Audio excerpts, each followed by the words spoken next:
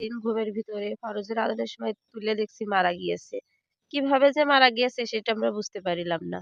একজন মা তার সন্তানকে ১০ মাস ১০ দিন গর্ভে ধারণ করার পর সন্তানটি যখন দুনিয়ায় আলো দেখে এবং তার কিছুদিন পর শিশুটি দুনিয়ার মায়া ত্যাগ করে দুনিয়া থেকে বিদায় নিয়ে চলে যায়, এই মুহূর্তটা কতটা কষ্টের এবং কতটা বেদনাদায়ক সেটা একমাত্র সেই মাই জানেন। দর্শক, আমরা এখন আছি ঝিনাইদহ জেলার হরিণাকুণ্ড থানার ৩ নং তাহিরদা ইউনিয়নের তাহিরদা গ্রামের ভ্যান চালক মোহাম্মদ শাহানুর রহমানের বাসায়। চলুন দর্শক জেনে আসি সেই মায়ের মুখ থেকে তাদের জীবন কেমন চলছে। আসসালামু আলাইকুম।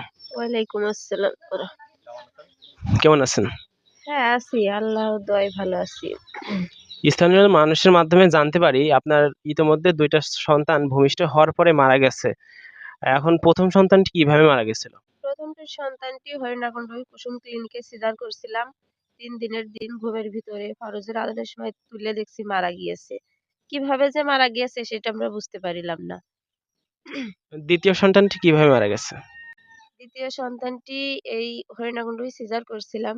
হরিণাকুণ্ডি করার পরে বাচ্চা খুব কান্নাকাটি করছিল।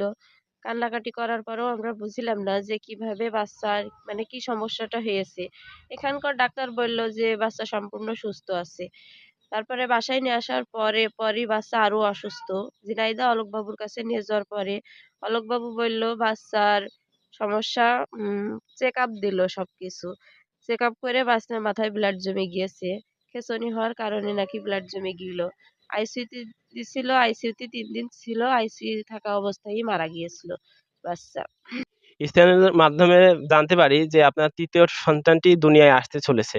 আপনার কি সিজারের ডেট জানাইছে ডাক্তার? জি, ২০ তারিখে, জানুয়ারির ২০ তারিখে। এই সিজারটি করতে আনুমানিক কেমন টাকা খরচা হতে পারে? ডাক্তার কি এই বিষয়ে অবগত করছে আপনাকে? ডাক্তার বলেছে এখানে সিজার হবে না। অ যশোর অথবা ফরিদপুর সিজার করার কথা। কিন্তু আমাদের সামর্থ্য নেই তাই আমরা ঝিনাইদহে বলি শিয়ালফালাই সিজার করার কথা। ডাক্তার রাজি হয়েছে। কিন্তু আনুমানিক খরচ অনেকই হবে। ৭০,০০০ এর উপরে। কিন্তু সেটা হয়তো ডাক্তার বলেনি যে কত হবে, কি হবে। কিন্তু আমাদের আনুমানিক ৭০,০০০ আমরা ধরে রাখেছি। এতেও হবে কি বলতে পারছি নে। কিন্তু সেরকম সামর্থ্য আমাদের নেই। তারপরেও এখন বাচ্চা দুনিয়ায় আনতে হলে তো করতেই হবে যেভাবেই হোক। এখন আপনার স্বামী পেশায় কি করে? পেশায় গাড়ি চালাই, পাখি ভ্যান চালাই। বর্তমান সময়ে পাখি ভ্যান চালিয়ে সংসার চালানোই হিমশিম খাচ্ছে। সেখানে সিজারের জন্য এতগুলি টাকা ম্যানেজ করা তাদের জন্য একটা কষ্টসাধ্য হয়ে দাঁড়িয়েছে। আমাদের হরিণাকুণ্ড বার্তার চ্যানেলের পক্ষ থেকে যারা দেখছেন, দেশ এবং বাইরে থেকে যারা দেখছেন ভিডিওটি, তাদের কাছে আমার অনুরোধ থাকবে আপনারা এই পরিবারের পাশে দাঁড়ান। এই পরিবার অনেক হতদরিদ্র এবং অসহায় একটি পরিবার। আপনারা পরিবারের পাশে দাঁড়ালে হয়তোবা তারা এই সমস্যা কাটিয়ে উঠতে পারবে।